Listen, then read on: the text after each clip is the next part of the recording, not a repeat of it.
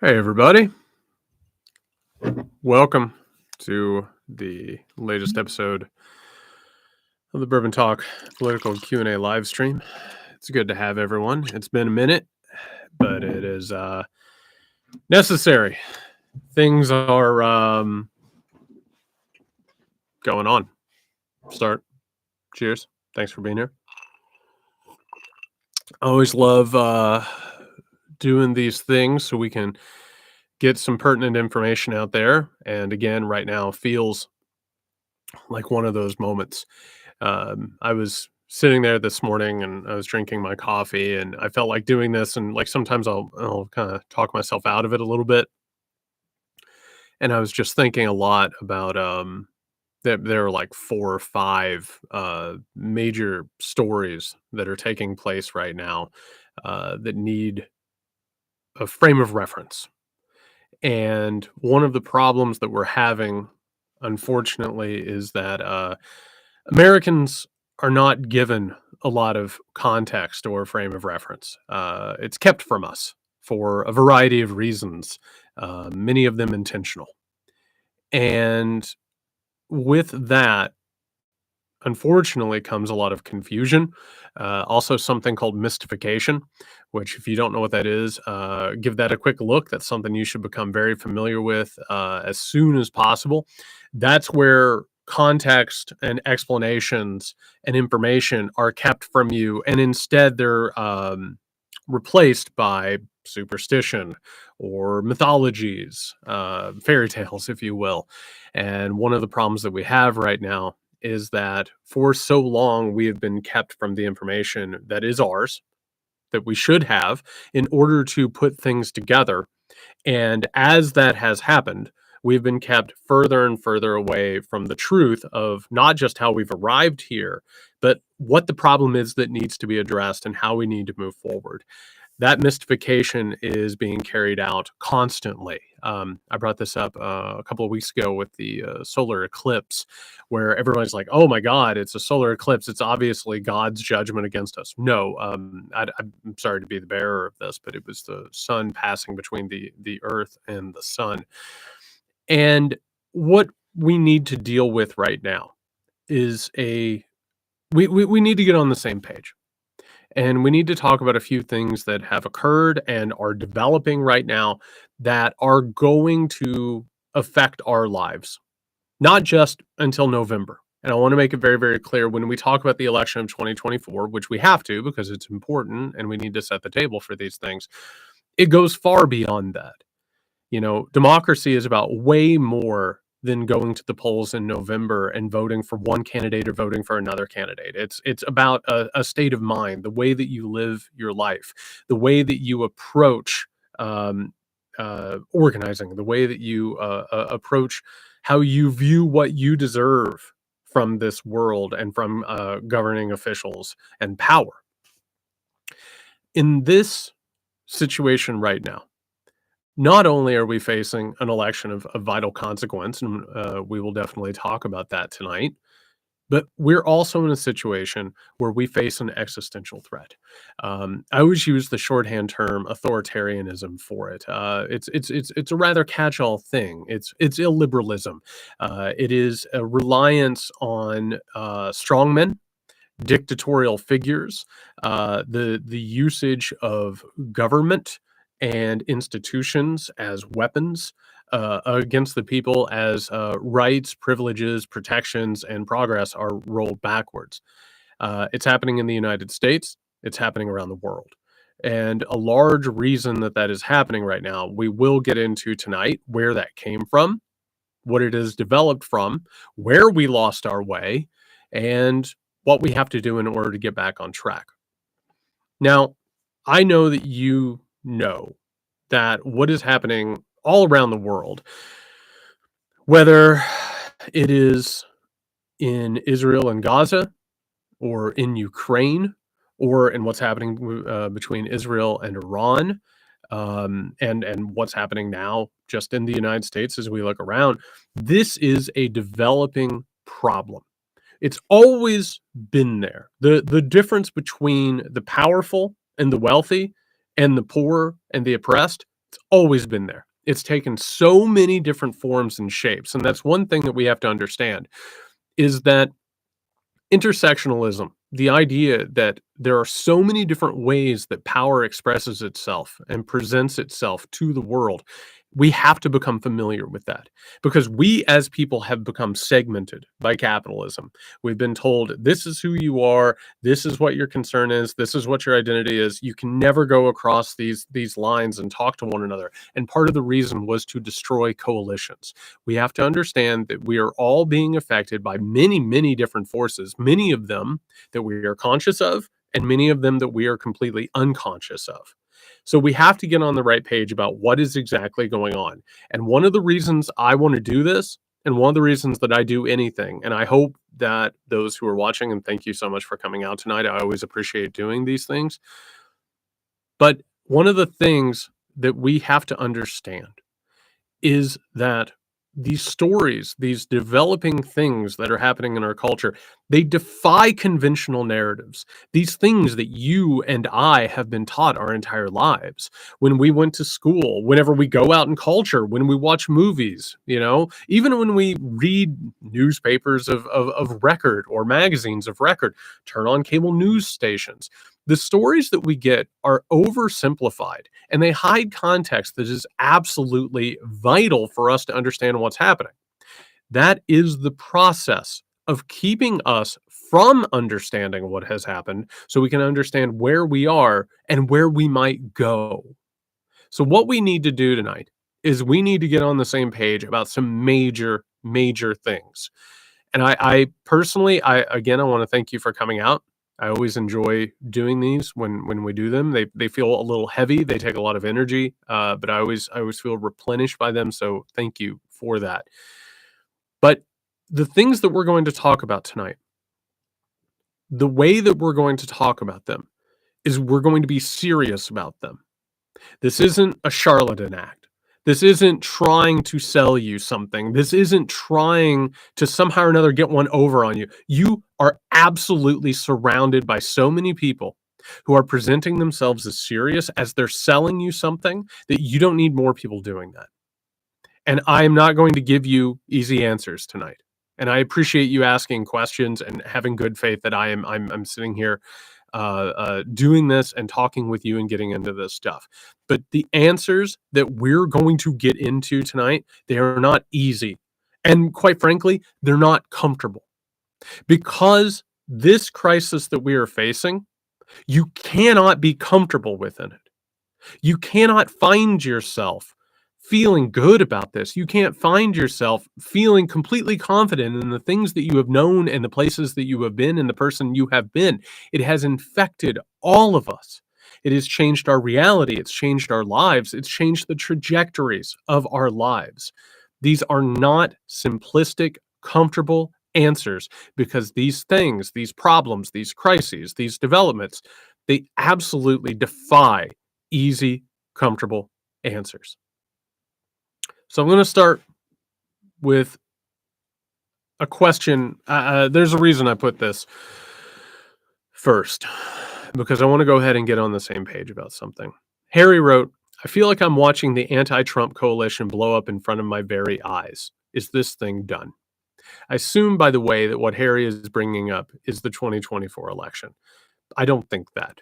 I think if you had to ask me what's going to happen in the election, I would say right now that I think Joe Biden will defeat Donald Trump, probably closer than anybody would be comfortable with.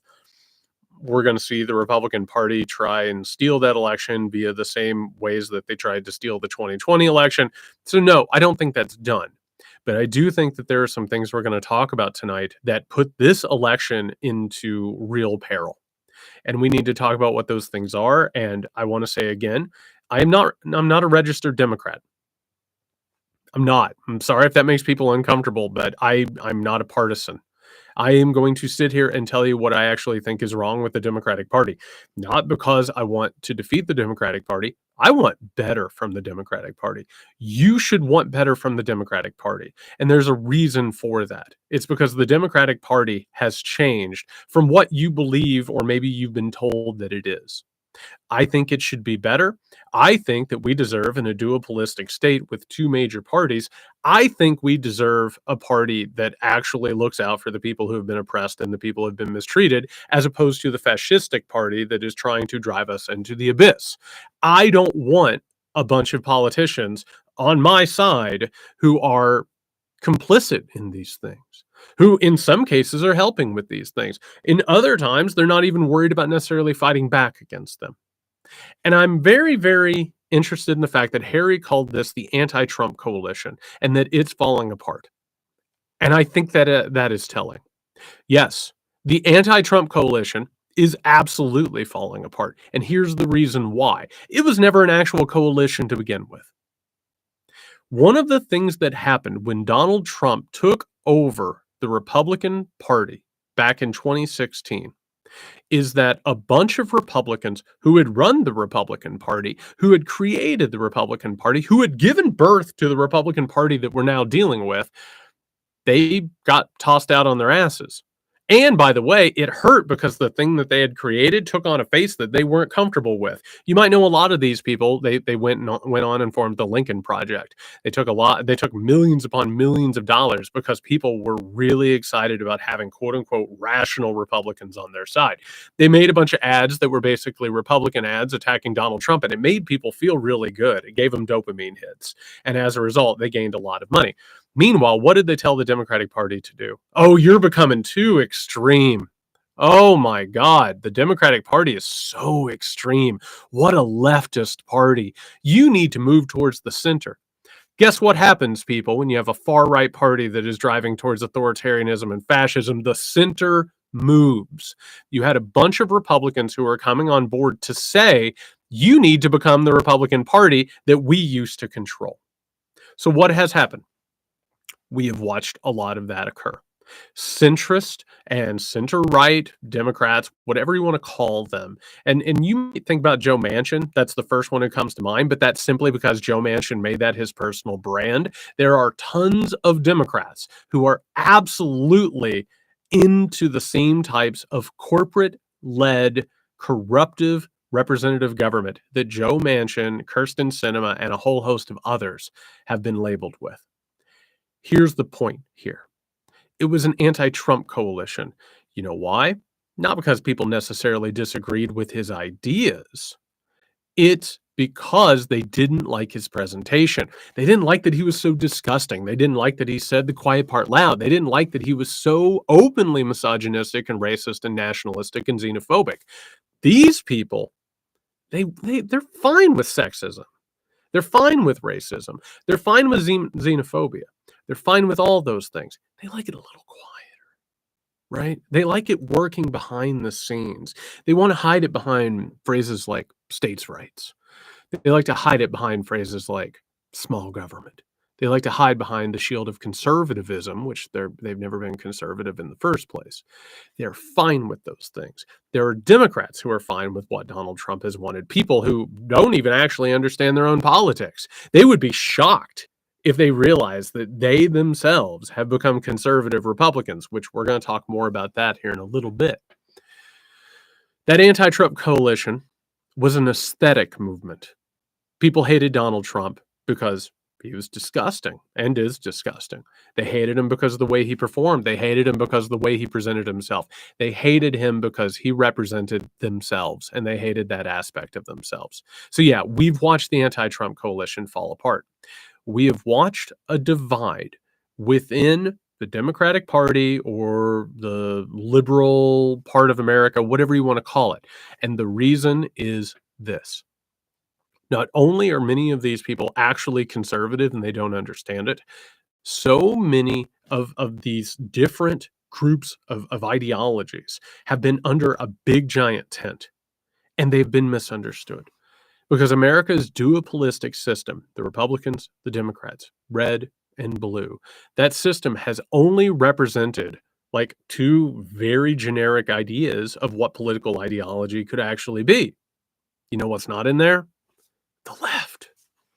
There is no left in the United States of America, not really one to speak of in power anyway. I happen to believe that the left is growing. I happen to believe that the left is growing in power and in number and in support and in momentum. That's why so much of what's happening right now is happening. Because in authoritarian societies, and this has happened throughout history, of course, the one that you know is probably Germany or even, fascist Western Europe. What happens is that the so-called liberal center, it almost always goes with the authoritarian right. And why? Because they're not interested in a lot changing.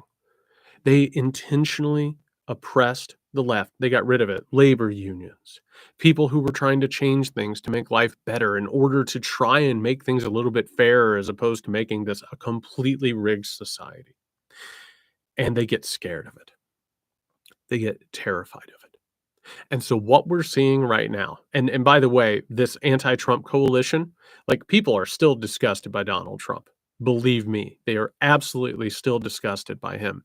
But one of the things that is happening right now is that the absolute abomination that is taking place in Gaza, the ethnic cleansing, this absolute horrid war crime that is being carried out is absolutely driving a wedge into what used to be known as the anti-Trump coalition. And that's because it was aesthetic. It was not ideological. What you are seeing now are people who are like apologizing for this stuff, and they're using these like illiberal sort of tactics while they're going ahead and making it openly obvious they're okay with a few eggs being broken to make an omelet, which is the progress of liberalism. And liberalism is many different things. We actually have a question that asked for a definition in a little bit, and we'll get into what it is and what it isn't. It has so many different contradictions in it. So, what is occurring right now is a rift between the liberal world, the progressive world, the leftist world, whatever you want to call it. And these things have been aesthetic for a long, long time. Why? Because democracy in America was tamped down intentionally by the wealthy and the powerful.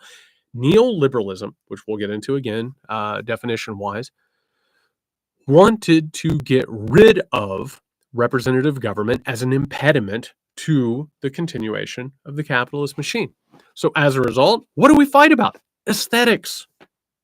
The culture war is a brand war. This is why the moment someone gets canceled, suddenly they show up and, they're hawking something on Fox. Or suddenly they're a guest on Ben Shapiro or Joe Rogan or whatever it is. We're arguing Coke versus Pepsi. We're not arguing politics. Those of us who want to argue actual politics, we're being branded as extremists. We're being branded as people who, you need to back off. You're getting a little bit too extreme now. And as you're getting too extreme, you listen. I may not be a Republican, but maybe I agree with Tom Cotton here. And I never thought I'd say this, but maybe I agree with the GOP on this one. Why? Because you don't want an ideological conversation, because your ideology wasn't real to begin with. Your ideology was slogans. Your ideology was how you presented yourself to the world. You don't even actually know who you are. You only know that for years, you were forced in social and political situations, and let's put big quotes around political because all along this has been performative. You knew that you were supposed to say these things. Why? Because it made you in the right camp.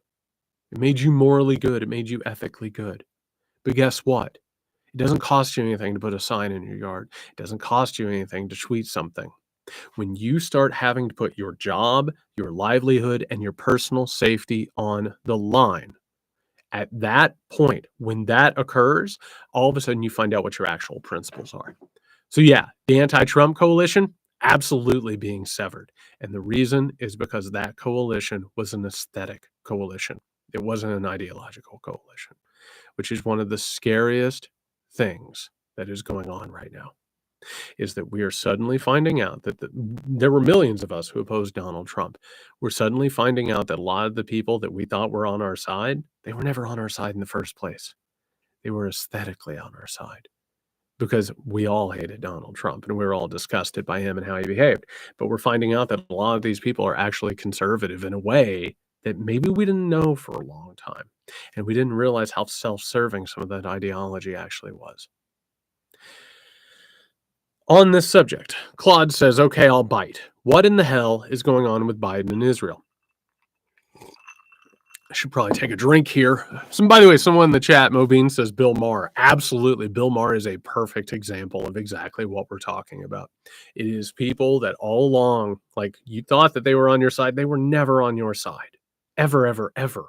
They were interested in libertarianism. He was very interested in getting religion out of his life. He was very interested in getting pot legalized and making money, and he got all the things that he wanted. And by the way, somebody, listen, I'm getting ready to talk about Israel, and I wasn't going to bring up this, but Malcolm Nance is an absolute good example. The things that Malcolm Nance has been saying on his Twitter account in regard to what's happening in Gaza, absolutely horrid and repulsive.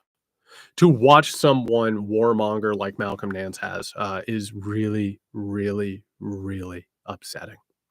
And I'm glad you brought that up. I thought about talking about it. I wasn't going to do it, but you brought it up, and I'm happy to do it. I think it has been putrid.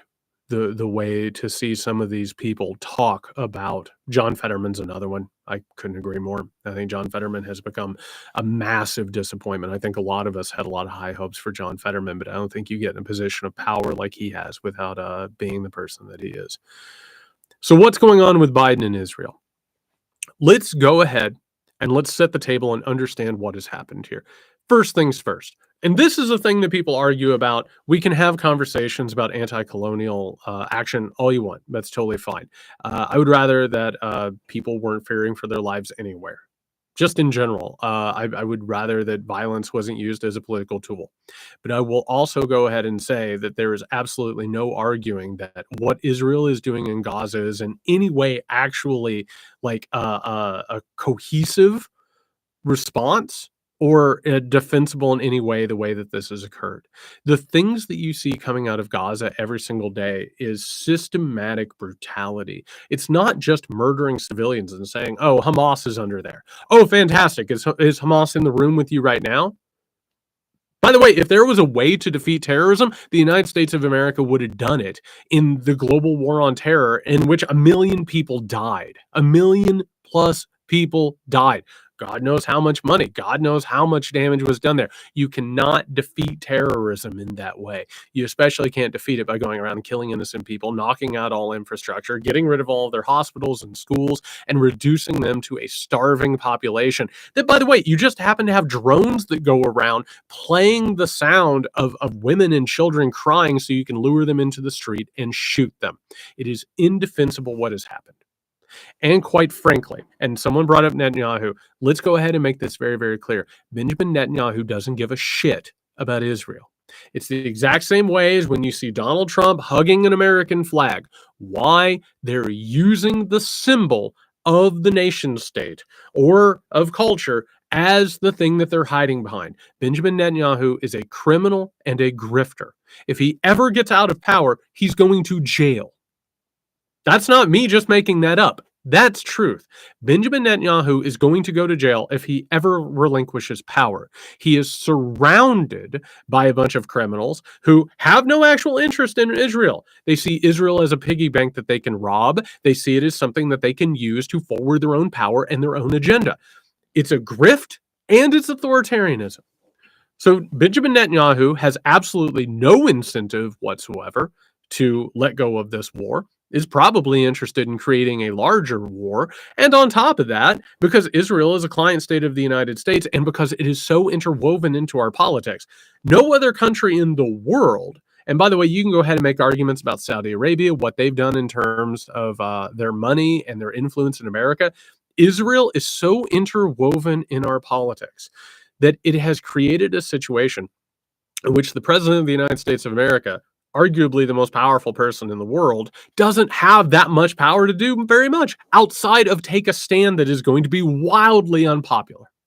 If Joe Biden were to come out and say we're no longer going to give weapons or aid to Israel as long as this war is going on, it would set off a political firestorm. It would be one of the bravest things that he ever did, but he won't do it. And this is one of the reasons, and again, I'll go ahead and lay my cards on the table. Unfortunately, I'm going to vote for Joe Biden in November. And here's the reason why. I heard someone say this a couple of days ago, and I've also heard it linked back to Alexandria Ocasio-Cortez. They said that when you vote for president at this current part of time, that you need to consider who you're organizing against, not who you're voting to put into office. I think that is very wise. I'm not putting Joe Biden back into office because I think he's a savior or because I think he's necessarily going to put things to right. I'm going to do it because I know that Donald Trump is a really, really dangerous person. I know that the Republican Party is an authoritarian front. We're going to talk about Project 2025 here in a little bit and what they represent and who they represent. But quite frankly, I think that democracy extends beyond the ballot box. I'm working my ass off right now in my life, and I want you to as well, to organize for a better world as opposed to keep accepting the scraps that are given you by this duopolistic system. That's how I feel about it. And I don't want to deal with this. I don't want to deal with an escalating situation. I don't want to deal with an authoritarian front that I'm going to have to fight for the rest of my life. But that being said, Joe Biden is not the leader for this moment. He does not use the bully pulpit of the presidency. He is from another era where he was part of this institutional push. He was part of the neoliberal project from the very beginning. If you look at all of the major things that the Democratic Party has done to disappoint their constituents and also add to neoliberalism, Joe Biden has been there at the front of it every single time. So I'm going to work my ass off to try and change the party or push against the party. That's what's going on. But no, Joe Biden is not going to rock the boat. He is not going to go out and tell Israel, I'm not going to give you weapons anymore. And what's happening is that as this situation deteriorates, as the American empire loses its influence, as China, Iran, and Russia, and that whole axis of people, as that like opposition foments into this new sort of multiple superpower situation and fight, as that occurs, these things are going to get weirder and weirder. And what happens with this is that as this occurs, that you're going to get stranger and stranger situations. And you're going to get situations that defy these old black and white issues of good and evil because they've never been like that. They've never, ever, ever been like that. Man, we're going to a timeout is what we're doing. Here, that's what we're going to do. Yeah, there's trolls in here, which is, I guess, what happens when you talk about this shit. Fun. So, as we're talking about this, we need to understand that it's not as simple as saying, "Oh, this is in the good category, this is in the bad category." That doesn't work like that anymore. And it never actually has. We've been fed a simplistic narrative. What Israel is doing is wrong. That's it. The way that they're treating the Palestinians, the brutality there, the ethnic cleansing, it's wrong. And the Democratic Party, who have been turned into a group of institutionalists, are going to stand by this, and they're going to say, well, listen, Joe Biden's really upset by Netanyahu. I mean, you should have heard him the other day. He used some 4-letter words that we're not going to print in this newspaper. And what does that mean? Oh, Netanyahu's pissing him off? Well, you're not going to use the levers available to you in order to stop this thing. You're going to hope, as you talk to them behind the scenes, that they're going to be able to take care of this thing. But you're not going to do anything about it because you're not going to put anything on the line, because the Palestinian people have always, in the face of so-called Western civilization and the capitalist project, they have always been sacrificable. That's just the honest truth of it. And that's the sad truth of it. And what is happening right now is that the Democratic Party is suffering because of this, because they won't stand on the right side of history. We have currently seen in multiple parts of the country, and we'll get into this later, where Joe Biden has absolutely suffered in the polls, rightfully, by people who are saying, are you going to do something about this? And it's only going to get worse until it gets better. That's the simple truth of it. There is a right side of this thing. And by the way, simply saying that this ethnic cleansing needs to stop, like, that's not about Jewish people. It's about Netanyahu. It's about the people around him. It's about the culture that has been created there. It's a white supremacist thing. It looks a lot like Manifest Destiny in the United States. I'm sorry, but it just is. It's wrong. It's wrong. Anonymous says, I feel like American colleges aren't what I thought they were. You're a professor. What's happening here? And what's your take on what's going on at Columbia? So, first things first, I'm not a professor right now. I was in my past life. I've left academia for a while. Um, oh, yeah. S. Urbana says, can we talk about private equity buying and taking over nearly everything? Absolutely. We're going to talk about that in a little bit. That's on the list of topics tonight.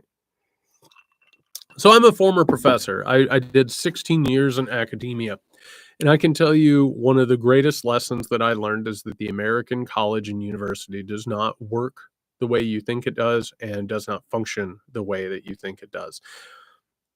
They said, what's your take on what's going on at Columbia? I'll get to that in a second. Let me go ahead and let me set the table talking about the American university. When we think about the American university through a conventional American historical lens, people think about the 1960s and the 1970s. They think about students organizing there and pushing back against the machine. That's what the colleges and the universities are there for. No, that was a blip. Colleges and universities were first created in order to create an administrative class, basically a bunch of people who would work for kings and lords. They would be the ones doing their paperwork. They would be the ones handling the business of the kingdom and the fiefdom. Eventually, we got to the point where normal people were going to college. The GI Bill in the 20th century was one of the times where things started changing. Before the 1960s and 1970s, universities in America were hotbeds for the creation of social sciences that were being used during the Cold War and weapons strategies for the Cold War. What was partly being rebelled against in the 60s and 70s was that. Well, guess what? After the 60s and 70s, you better believe that lid got put back on. There was a reactionary push against the university to make sure that wasn't going to ever happen again. So what occurred is that the college and the university is that it is the place in America, and by the way, we don't have time to get into the whole thing, but neoliberalism and globalism, it became the entry point by which you were going to serve as one of the administrators of the American empire. And what is happening now is when you go to college, what you're doing is you're being prepared to move within the capitalist system. That's it. There's a reason why they don't want you there very long. They want you to be there for 4 years and get out to work. They don't want you thinking about these things. There's a reason why the humanities have been juiced and destroyed. There's a reason why they're really, really pushing back against anything that's quote unquote leftist. Good luck getting a leftist education within the United States of America. Best of luck, everybody. People who are economists never even hear of like a Marxian critique of capitalism. Doesn't happen. So what happens is you go to the university or the college and you're being indoctrinated into liberal capitalism. That's it. That's the entire purpose of this thing. And it has been for a very, very long time. It's been taken over by administrators who have made sure that they're going to make their little capitalist factory work against all odds. They're going to make sure that professors and staff are constantly terrified that they're never going to step out of line lest they might lose their jobs. There's a reason why tenure has been attacked. And by the way, as a former professor, I can tell you that like a lot of the professors, they can share a lot of this blame. They were very interested in making sure that their money and their positions and their power were never touched. They made a lot of deals that were really, really ugly. We're living in the consequences of that now. And that is not what's going like what you think has happened at the American college has been fed to you through a right-wing reactionary lens. Leftist college with the Marxist professors is absolute horseshit. So what has actually occurred is that these things have been completely co-opted, and they are now in the middle of this culture war, and they're being attacked constantly. Somebody said everything is STEM. Absolutely, it is, because that's what the country pushed for. It got rid of everything else that would make people question things or even be more creative. It actually hurt our economy and our development. Who knew, right? So now let's get to Colombia. I want to say something, and I want to make it very, very clear. The Ivies are wait, what is going on? Is there somebody in the chat? It's lively tonight. There's some trolls in the chat tonight. I'm gonna keep an eye on it. I'm gonna keep a look. So, as the Ivies are now coming into focus, it's important to point out, what are the Ivy League schools? The Ivy League schools are where the elites go to become the elites of the economy. They're the ones who are going to serve in government. They're the ones who are going to serve in our legal system. They're the ones who are going to serve basically taking care of our capitalist economy. You go to an Ivy League school in order to do those things. What happens at top tier public institutions? You're going to help with the social sciences and the developments that are going to that are going to facilitate like things going forward. So there's this system that's been put in place that looks a lot like what things looked like before the 60s and 70s. There's a reason that this disruption on a campus is being treated so frighteningly. There's a reason why the New York Times is constantly talking about this. There's a reason why you can't go anywhere without hearing what's happening on college campuses. Woke has gone too far. Oh my God, they're actually illiberal. No, what is actually occurring is that you're seeing a younger generation start to get a little bit curious about organizing, a little bit curious about democratic power, and a little bit curious about leftism. Why? Because they're being pushed into a world that is so obviously unfair and falling apart. But you want to go ahead and destroy that, even as you're a quote unquote liberal. No, you're not. You're actually now a conservative, and you're actually wanting to get rid of this thing that when you were younger, you might have even have been interested before it was crushed out of you. Here's the thing about Colombia, and here's where it gets uncomfortable.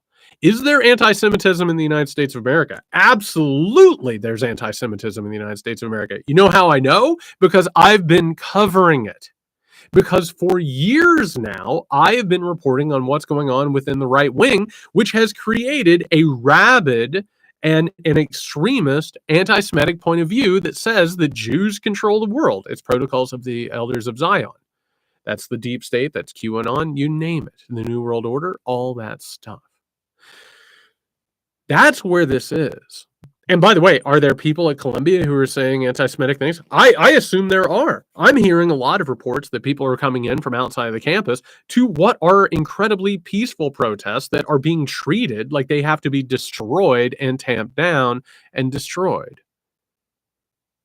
And in the middle of all of this, for the Biden administration to release a statement that only talks about that, it doesn't talk about these abuses of the students, it's incredible. Do you think for a second that among the Gaza protesters at Columbia, that many of them are not Jewish? Why are we doing this? Why are we painting it with this broad brush? Because it's easier to look at it through that lens than it is to start talking about why things aren't working so well. I'm going to tell you something, and I made this prediction the moment that this thing started happening in Gaza. Joe Biden and the Democratic Party are in a position right now that Lyndon B. Johnson was in 1968. I don't know yet if I'm going to go to the DNC in Chicago in August, but I can almost guarantee you at this point, if protesters aren't basically locked away in free speech zones, which are cages, if that doesn't happen, it's going to be a mess. And why? Because the people who are protesting against this, they actually have something that they're taking a principled stand on. And that frightens the current political class. It frightens the current journalistic class. It threatens the wealth class and the middle class because they actually believe in something. They're willing to go to jail. They're willing to have their rights taken away. We're going to have a question here in a second that is going to address this. That scares the hell out of people. and it scares the hell out of an American society in which we are taught that ideology is something that you express in order to get something, to get ahead in your job, to make money, to find partners, to basically be on the right side of history, as long as you don't really have to put anything on the line. Actual principles and principled stands scare the living hell out of these people because they can't buy it. Because their mom and their dads can't buy it for them. Because so much of this society is based on nepotism and so much of it is based on inherited privilege that these people haven't had to take a stand. And to go ahead and watch people do this and put themselves online scares the living hell out of them. So here's what I say to the people in Colombia. I say to the people who are protesting what's going on in Gaza, to the people who are not engaged in some of this behavior, I say solidarity to you. Shut it down. Like, make a stand out of this. This should happen all around the country, to be honest. There's not a university in this country where the faculty, staff, and student bodies shouldn't organize and shut these things down in order to bring to bear what is actually happening, which is the corporatization of American higher education. Lauren says, do you think there's going to be a federal level executive order? The House and Senate pass something like what some states have on the books that block federal funds, grants, and research dollars going to universities if they can't certify that they won't participate in boycotts or some other Gaza or Israel protest on the grounds of anti-Semitism. I'm doubtful that an executive order under this administration, but less confident about centrist Dems not working with Republicans and they pass something. It'd be like what happened with Vanderbilt, but on a national level, because that and what universities will do to protect research dollars coming in scares me a whole hell of a lot. Lauren has a point here because I want to say something. I lived in Georgia for a decade. I don't know if people know this, but to do business with the state of Georgia and with universities within the state of Georgia, you have to sign a contract. And part of the contract says that you will not disparage Israel. Think about that for a second. Do you think that the Republican Party that passed that in the state of Georgia, do you think they care about Israel? Do you think they actually care about Jewish people? Or do you think it's the twisted rule of the right wing that involves evangelical apocalypticism? My guess is on the latter. I think there's very much a chance that that's where this thing goes. Because what has been happening? And Jeff, I'm going to answer that in a second because I don't think you should lose all of your hope. I'll get to that in a second.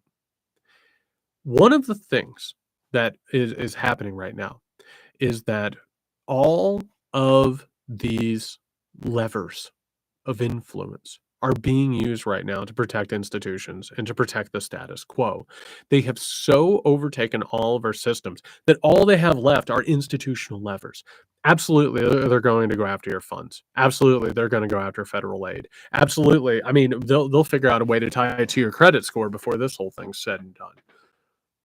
But that's what the status quo does when it so takes over a society. It is all the more reason why you have to push back. And I have to tell you, having been in enough rooms with college administrators, these people are cowards, they're bootlickards, and they are just some of the despicable people that you will ever come across.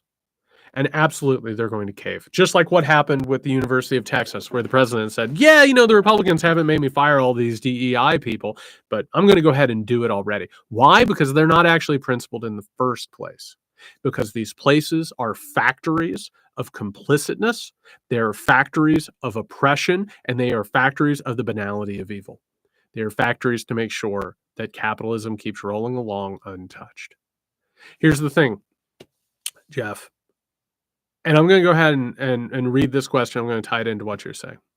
Jules says, how do we save our smart, woke, empathetic kids from the claws of Hamas, Nazis, KKK, and the Russian nexus coalescing around and hijacking all of our movements?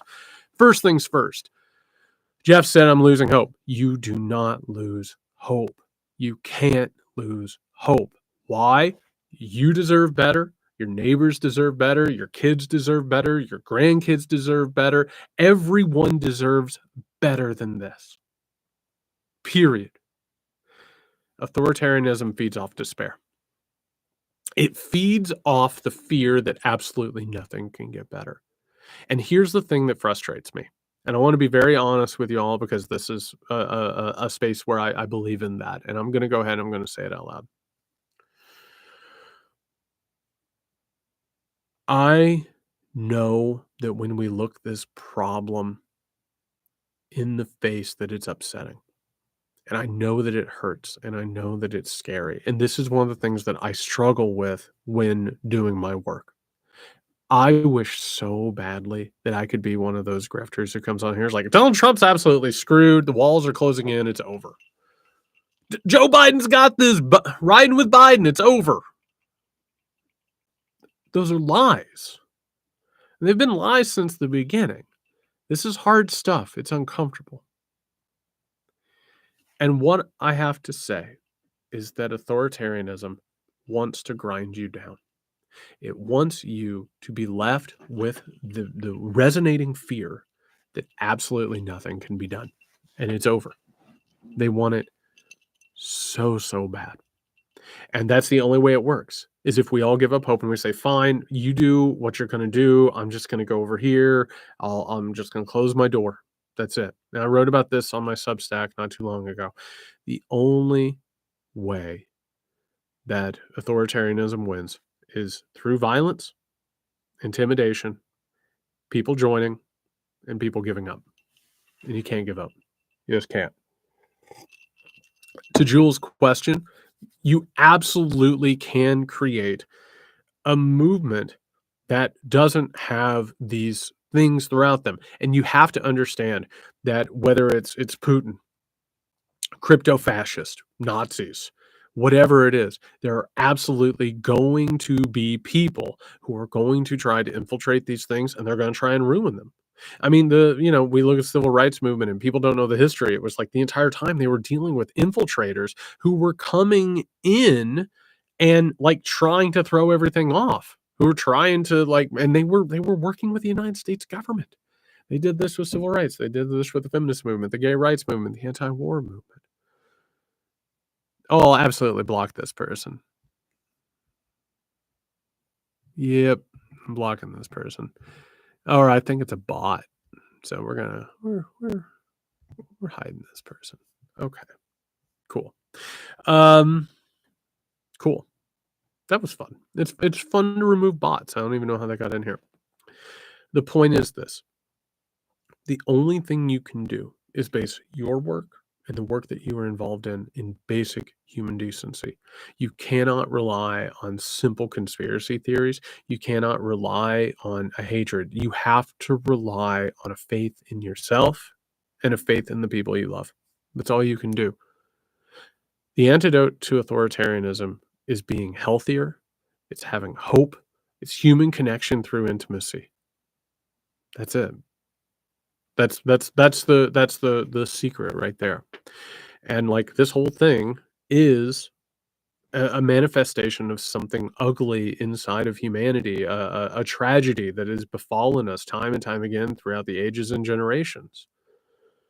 But you gotta believe in something. You gotta believe in something more than yourself, and you have to believe that you deserve better and that the people that you love and you care about, that they deserve better. And it doesn't make it easy. Like all of the odds are stacked against us. I mean, for like this thing that has been going on started since before we came around. This thing happened before our parents. It happened before our grandparents. It's a generational trauma that we pass up and down the road. It doesn't make it easy.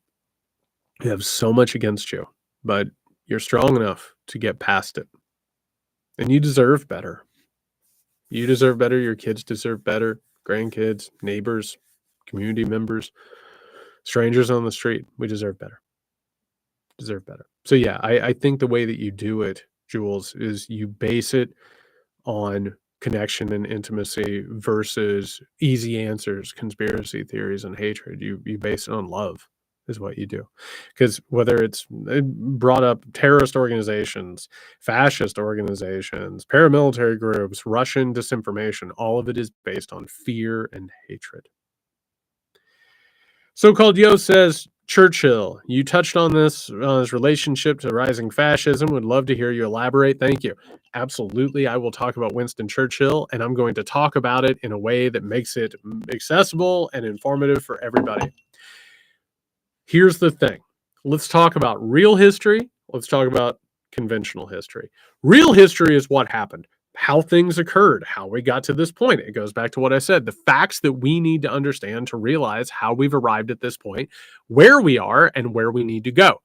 What is conventional history? Easy narratives. What you were given in movies, what you were given in the textbooks that you've been given that are absolute propaganda. Winston Churchill saved England from Nazism. He's one of the greatest leaders we've ever had. Weird thing, if you even scratch the surface a little bit, you find out that Winston Churchill was absolutely a white supremacist. If you don't believe me, go check out the Boer War. Go look at what he had to say about that. Also, by the way, Mark brought up the Bengal famine. Absolutely. He looked at the Indian people and he said, wow, they don't really deserve to live. It's the empire that deserves to live. He was a disgusting individual who believed in white supremacy. On top of that, before he fought the Nazis and the fascists in World War II, guess who he loved? The Nazis and the fascists. Couldn't love him more. Loved Benito Mussolini like nobody's business. He looked at Benito Mussolini. I'm going to butcher this quote, but he was basically like, if I was Italian, I would be an Italian fascist. He would be my leader. Why? Because Winston Churchill so hated communism and the left that he was more than willing to work and ally himself with fascists and the far right. There you go. That's the truth on that front. Winston Churchill didn't go fight the Nazis because he was so disgusted by the Nazis and the fascists. He had such a moral outrage. Oh, he had to defeat them. It was because the Nazis wanted to defeat Britain. They wanted to subjugate Britain. And when we understand what happened in World War II, conventional histories tell us that the United States and Britain just saved the world. Don't worry about the Soviet Union. We don't like to talk about that anymore. The United States and Britain saved the world from fascism and Nazism, got rid of it, made the world safe for democracy. No, that's not what happened. Prior to World War II, fascism and Nazism were incredibly in vogue in both Britain and the United States of America. The New York Times was absolutely infatuated with Benito Mussolini and just thought that he was the best thing that had ever happened. Also, by the way, this Hitler guy, he had some decent ideas. We've heard he's anti-Semitic, but we're guessing he just does that for effect. Why? Because the capitalistic model was absolutely in love with Nazism and fascism because it's the end result of what happens. The whole point of what I'm trying to tell you is this. Those conventional histories hide what actually happened. And what actually happened was that the Nazis and the fascists were absolutely in line with the rest of the world order. The problem was that they wanted to change the order of power. They got into the colonial game much later than all the other countries because Germany wasn't around for a while and because Italy had been kicked around for a while. And so they wanted to go ahead and, take the boggle board and shake it around. That's why. It wasn't like Winston Churchill had some sort of moralistic opposition to it. People are like, well, you're going to underestimate what he did. I would say it was the British people who survived the onslaught of the stuff and also the people who served in the military and were on the front lines. I think Winston Churchill gave some speeches and benefited from the need for leaders of great integrity. The whole point is this. It is a conventional history of the 20th century that tells us that the United States and Britain teamed up against fascism and Nazism and got rid of it. But you know what actually happened? Before World War II was even over, they looked across the table at the Soviet Union, who were supposed to be their allies, and they said, you know what, they're the actual enemies. Which is why they were okay with the fascists and the Nazis. They wanted the fascists and the Nazis to beat the shit out of the communists. They wanted them to get rid of them because they saw that as the actual enemy. And they said, hey, guess what? Hey, take off that armband. Renounce fascism. Man, you don't even have to renounce it. Come work for us. Come build our rockets that we're going to use. Come build our science that we're going to use. We're gonna put you in charge of countries. We're gonna put you in charge of nations. And listen, you, as long as you're not wearing the armband, it's fine. We don't care that you were Nazis or fascist. You can work with us. So what happened post World War II? And by the way, Winston Churchill convinced the United States, in part, the hardliners within the government, the deep state before they were the deep state, the military industrial complex, that they needed to wage a new war on the Soviet Union. And as a result, it was in their best interest to work with Nazis and fascists. That history is not fun. It makes you uncomfy, right? Makes you don't feel great. But it also reveals something. It reveals that authoritarianism is a problem of the human heart. It's something that isn't just relegated to Western Europe in mid 20th century. It tells us that what we're dealing with now is another authoritarian movement that has infected this thing the entire time, which means we need to take a look at how the United States has operated. We need to change the things that we have done in the way that we've conducted ourselves. In part, we need to stop relying on our dictators who do the dirty work for us and make sure that the people that America doesn't see as real people, including a lot of people of color, that they listen, Americans don't need a dictator. Those people need a dictator. That's the idea behind the American empire. It's working with fascist and crypto-fascist and pseudo-fascist and even former Nazis, if it helps us, in order to destroy the left and socialism in order to make sure that the capitalist project continues to move forward. It's not a comfortable history, but it's real history. And when you know that real history and you start getting rid of all those squishy, sepia tone scenes, when you start understanding that, what happens is you suddenly start understanding how you've arrived at this place, what came before, and where we're going now. But people don't like that. People don't like it when you talk the truth about things like how America influenced the Nazi Party, or how American media felt about the Nazi Party, or American politics felt about the Nazi Party. They don't like looking in the mirror and realizing that white supremacy and capitalist oppression and exploitation is from the top to the bottom here. It wasn't something that we defeated on the beaches of Normandy. It was a battle over resources that also included ideology, and that's it. And that nationalistic, reactionary, oppressive, white supremacist, capitalist ideology has survived. And now we have to fight it again. That's what sucks. My grandpa got injured in France during World War II. Came home and I asked him about it, and all he talked about was how he never wanted the world to go through that again, and he felt like he had done something to keep the world from going through that again.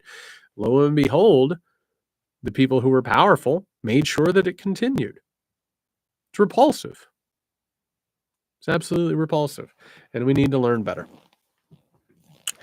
And I find it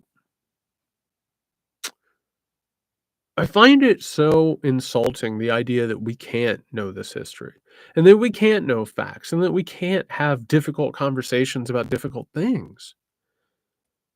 We're not children. We can be taught these things. We can live in a reality that actually resembles reality and lets us know how power works and how people are mistreated and how, other people benefited from it. But America doesn't want that. And hasn't wanted that. It wants to live in denial of what it is and what it was. And that's part of what the Republican Party is running on now. The Republican Party is saying, you don't have to look at what's going on. You don't have to look at what's happened. You can just stay asleep for the rest of your life. And anybody who's trying to get you to wake up, they're out to get you. They're trying to hurt you. And the problem is that neoliberals are saying, well, we've built something really great here. We don't really need to change it. We need to protect it from the people who want to turn it into like an overtly fascist machine. That's not right either. It needs to change. It needs to actually turn into something better. We don't need to hold on to what we have for those reasons. We need to discover something better, build something better. We need to work on that. We need to like have those hard conversations. And they're not easy, and they're not comfortable. They're very, very hard. But you can't do it by sitting around pretending that people like Winston Churchill were somehow or another sainted leaders, or that American history, as it's sold to us, isn't some sort of a fairy tale mythology. That's how you hide what's happened. That's how you hide things like the enslavement of millions upon millions of people. That's how you hide the genocide of indigenous people. That's how you hide the spread of Nazism and fascism under the banner of the United States for decades. And you can't do that. Just can't do it. But yeah. So the Churchill thing is it's a hard one. It's a hard one to sit with. And to do so is to like actually look at this thing on its face. And people don't want to do that. But that being said, we're about at an hour here. So we're going to go ahead and do a toast. 7, 6, 5, 4, 3, 2, 1. Cheers.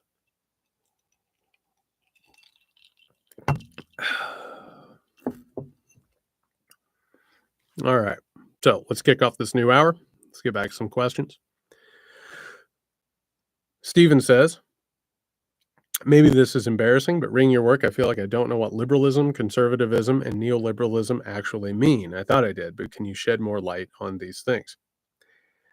First things first, liberalism is a really, really complicated idea. What we have been told is that liberalism is the Democratic Party, that liberalism is sort of a leftist idea. It's not. It is all across the political spectrum.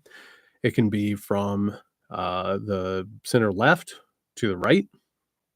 It's a belief that laws and politics should come between people and sort of arbitrate the differences between them, as opposed to religious disagreements and religious schisms. In the midst of all of that, there are disagreements about who should be in charge. Liberalism also includes some hierarchical ideas that there are elites who naturally should be in charge, and maybe they can enlighten everybody else. And those people can come along eventually after being educated and sort of taught the rules of liberalism. There's a long history of that. If you want to learn more about it, you can read The Midnight Kingdom. I get into it there. When you get to conservatism, it's a hierarchical idea. It's the idea that some people are made better than others explicitly, and that liberalism or democracy sort of makes things worse because it leads to mediocrity.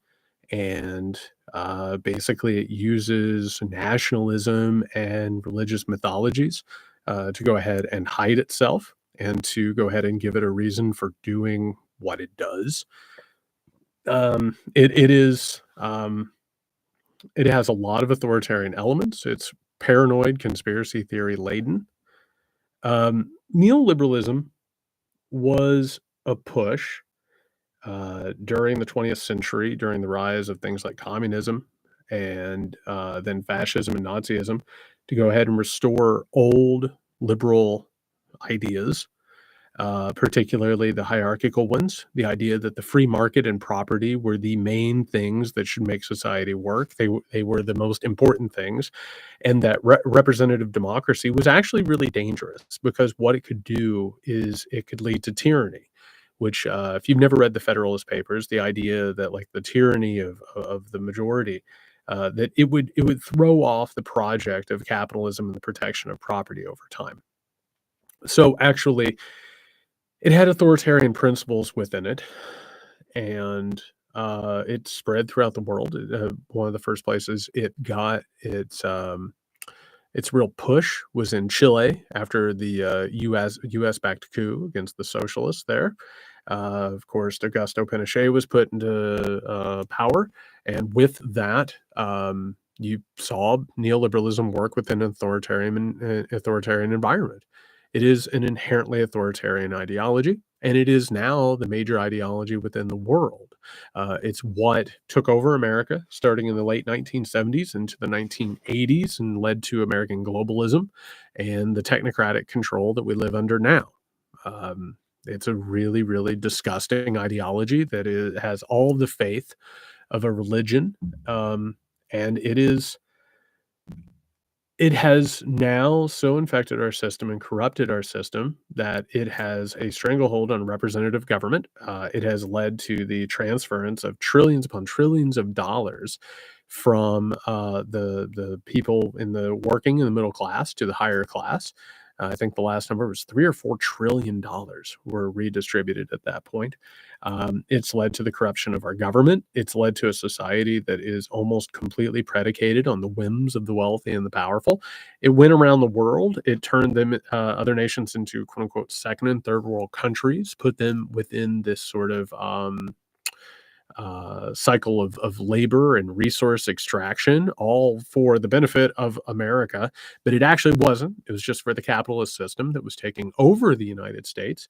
And what we've seen starting in the 2000s with the war on terror and to now is that neoliberalism and neoliberal capitalism has so overtaken the United States that we're not actually doing things for the benefit of the United States anymore. We're doing it for that project. These other countries were hurt, they were oppressed, they were taken over. Basically, dictators were used as middle managers in a lot of these cases, governments overthrown, things rigged. And now the boomerang comes back around and we're dealing with neoliberal extraction and oppression and alienation. It has so thoroughly infected us that it's something that we have to heal from. So, um, I'm getting ready to answer a question here in just a second. Um, weird stuff going on right now. I don't know if I should talk about it, but weird stuff going on right now.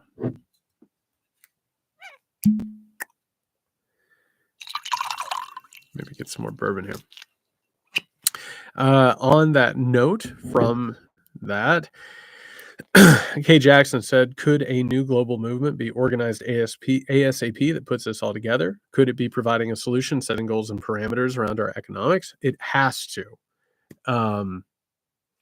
That's where the global movement comes from. The thing that I gain the most hope from, not just in terms of like young people protesting against this and demanding more, what I gain so much hope from is the rise of the labor movement. It's people who obviously understand that this thing is so out of control and it's so anti-democratic and it's so oppressive and it's actually just a machine that is destroying itself for profit and control. Yeah, I think a global movement is growing, but I will say, I'll make it very clear. I think as you see things getting worse, the opposition to that grows. History shows us that as authoritarianism grows, that um, that the opposition to that democratic spark, that reforming, that those things grow in opposition. They act and they react, and so as that's happening, um, I think there is coming a battle, and I think that we are in the beginning stages of that, and we need to be aware of it. That as we build that movement, this is not going to be easy. This is not going to be something that happens in an election. James says the recent UAW movement, I couldn't agree more. I think watching the UAW organize and antagonize the way that it is like one of the best things we've seen in forever. We're seeing young people who have no experience organizing who are absolutely bringing corporations to their knees. So yeah, I do think a movement is growing, and I do think the alternatives are there. And I again, I say this all the time. I think we're going to win this thing. I am very, very hopeful and optimistic, but I'm not going to lie to you and tell you it's going to be easy. This is going to be a battle. Jim says, "How can you describe to people how different life will be under Trump to people who keep their head down and don't follow politics, living a life of absolute utopian dream in the most affluent part of the country? Think most people will think it will be troublesome, but we will get through it like last time. Are there bullet points on Project 2025 to share?" Well, first things first, if you are talking to someone about Donald Trump, the only thing you can talk about is how disgusting he is and how obviously inept he is. But if they're within the MAGA cult or under the influence of Trumpism, they're not going to listen to you about that. What you have to talk about are the people behind Donald Trump. Donald Trump hasn't come up with Project 25. Donald Trump is not one of the ideologues who is like sitting around writing this stuff. What will make this better is if you point out that all of the stuff that Trump wants to do, and Project 2025 is a great beginning to this, because this entire thing was written by just thugs like the Heritage Foundation. Like, this is the agenda of the ultra wealthy, who everybody that you're going to talk to is against the ultra wealthy. Yes, they do believe that they themselves are going to be wealthy. Yes, they will probably have some sort of anti-tax idea behind themselves. That's another thing that we have to deal with. It's another thing to have a discussion about. But if you point out that all of this stuff, and go back to Trump's first term, Trump said that he was going to push back against globalists or whatever. What he actually did in his entire first term is he did everything that the Heritage Foundation put in front of him. He actually made neoliberal globalism worse. So if you start pointing out that stuff versus getting into personality discussions about Trump, you will go very, very far. You simply point out that like this faux populist thing that he does is not real. You can start making some inroads with people. Carolyn says, so much I could say and ask, but for the biggest question that came to mind after reading the shock doctrine is wondering if the Federal Society hopes or plans to use Trump's election as the shock needed to quickly implement Project 2025. It seems exactly like the plan they used in Iraq, New Orleans, and have already started in the U.S. government, especially under Bush. Also, with climate change and Middle East tension, they will not have to look very far to find other shocks to their profit shock therapy on. Yeah, that's exactly right. So one of the things that's actually happening right now is that capitalism continually makes its own shocks or their own tragedies or disasters. And here's the amazing thing. You make money from shocks and disasters. You go ahead, you're able to privatize markets. You're able to actually, the people who destroy the things can make money rebuilding the things. When it comes to this, yes, I think we're going to have some other situation. We're probably going to have some other major disaster or major problem, maybe an economic collapse, and they're absolutely going to take advantage of that, especially with capitalism's markets. They're always booming and busting. And we, by the way, there's so much debt in this country. And one of the things that happens is you can just keep marginalizing people and marginalizing people and marginalizing people. And then they rely on debt. And then eventually the debt runs out. So one of the things that is absolutely going to happen here is whatever occurs that is actually going to hurt this country and like cause a major problem, yes, they're going to use it to implement every piece of austerity, every piece of civil liberty draining and destroying thing that they possibly can, which is why we need to be proactive now in going ahead and avoiding those things and making the changes that need to be made. Jen says, when will your new book be out? I can't wait to read it, as I agree that mental health in this country is very much in crisis. The book's going to be a while. Still needs to be shopped and bought up by a publisher. I've got the beginnings of the research down. I've got my thesis. For those who don't know, the current title is The Crossroads, Healing the American Mind and Reclaiming the Future. Basically, it is arguing that what we're dealing with right now is not just a political crisis, but it's also a mental health and cultural crisis. And that one of the problems that we have is that mental health and trauma in this country have been so untreated for a variety of reasons that we have a lot of people who aren't. They're not making conscious decisions. They're making irrational choices. They're hurting themselves. They're hurting others.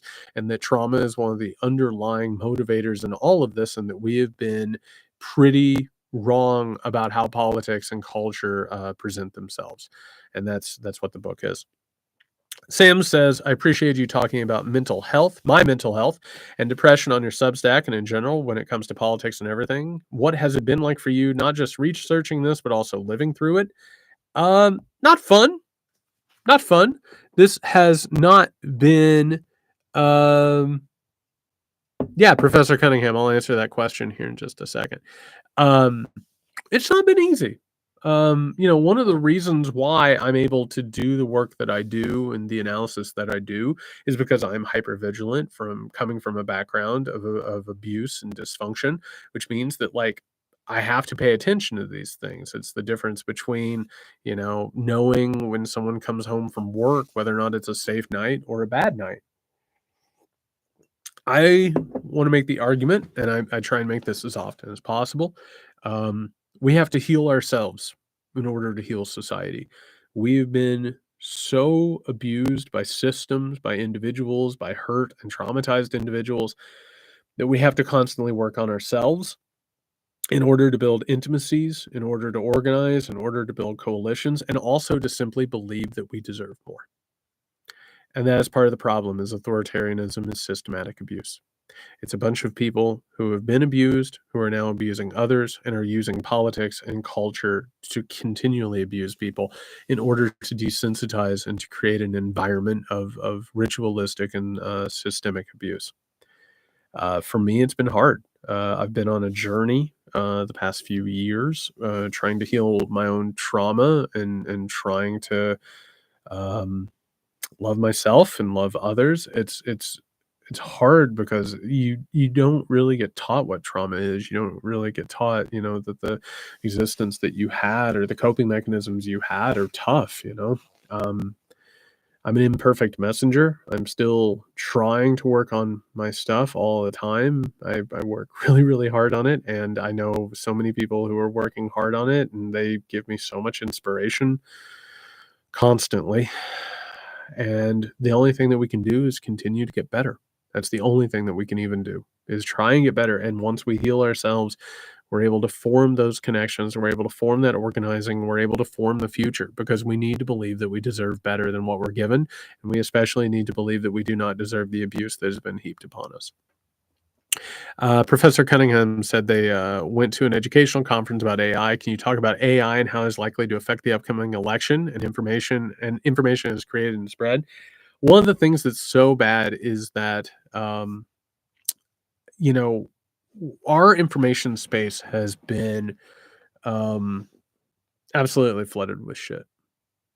And that happened before AI even occurred. It happened because of foreign interference and domestic interference. And one of the things that has occurred at this point is that, you know, news and information have been devalued and deplatformed. And so it's just going to get worse. And so one of the things that has occurred is that you have people like Elon Musk who are more than happy to use all this stuff in order to continue flooding the zone with shit. So we're reaching a saturation point in which we're going to get to the point where you don't really believe anything. So you kind of stop looking for answers. Again, the mystification that we started out this conversation talking about. And AI is absolutely going to serve that purpose unless we go ahead and do something about it now. And the time to regulate it is now. Leslie says, thank you, Jared. I'm hoping someone I follow will speak to Medved's tweet yesterday after the House passed the Ukraine funding. He was hoping for a civil war in the U.S. where we'd use our military power to destroy ourselves. He called us the evil empire. No one in the news is talking about this. Russian and now Chinese propaganda is spoken in our Congress and repeated by some of our citizens. Please bring light to this political warfare. Yeah, it's constant. And one of the issues in all of this um, is that it's not just Russia that's doing this. It's in we spend too much time just pretending like it's just Russia and it's just Vladimir Putin. They are like one of the biggest actors of spreading disinformation, but they are not the ones who do all of it. It happens around the world. It happens in the United States, and it is propaganda and psychological warfare. And we need to realize that the issue here, and says here Medved was hoping for a civil war where we would use our military power to destroy ourselves. One of the things that's occurring is that as America declines, American hegemony is being attacked. And so Russia, and this is one of the reasons that they attacked Ukraine, one of the reasons why they formed this alliance with China is because once more, and I talked about this with what the Nazis and fascists and even Japan were doing back in the 20th century, is that they were trying to topple the world order and replace it with another to move the balance of power. That's what's occurring right now. It just so happens that Americans have been kept from information. Our educational system has been absolutely destroyed, and we have been left with propaganda, the likes of which we've talked about.